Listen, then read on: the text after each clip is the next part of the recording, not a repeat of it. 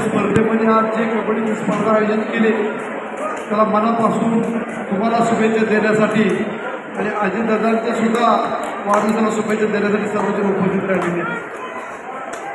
आज दिवसभर चाललेल्या या कबड्डीच्या स्पर्धेमध्ये अंतिम सामना फार चुकीचा झाला गेला.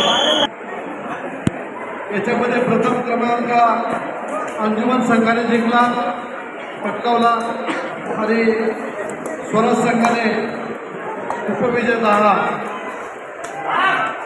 संघ ठरला गेला. वास्तविक पाहता शेवटच्या 3-4 मिनिटांपर्यंत स्वराज संघाचं प्राबल्य होतं, परंतु अंजुमन संघाच्या प्लेयरने एकाच इंटीमध्ये 4 पॉईंट घेतले आणि त्यांचा मिळणारा विजय हा फिरवून घेतला गेला. अशाच पद्धतीच्या मॅचेस होणं गरजेचं आहे. राजकारणामध्ये सुद्धा असंच आहे, शेवटच्या क्षणापर्यंत तुमच्यासारखं झगडावंच लागतं. शेवटच्या क्षणी काय होईल हे स्वराज संघाने पाहिलं, कारण त्यांची एक एंट्री लूज झाली तर त्यांचा विजेतेपदाला मुकावं लागलं. त्याच पद्धतीने आपलंही आहे. तर तुमच्याकडून आम्हालाही काही शिकायला मिळतंय.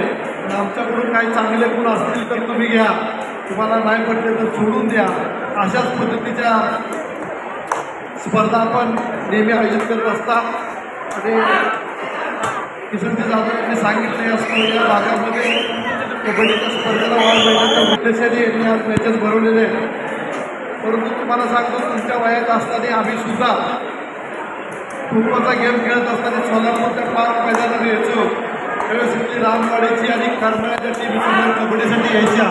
त्यावेळेस सोलापूर ही क्रीडालयाची फार वाखाणण्याजोगी आहे.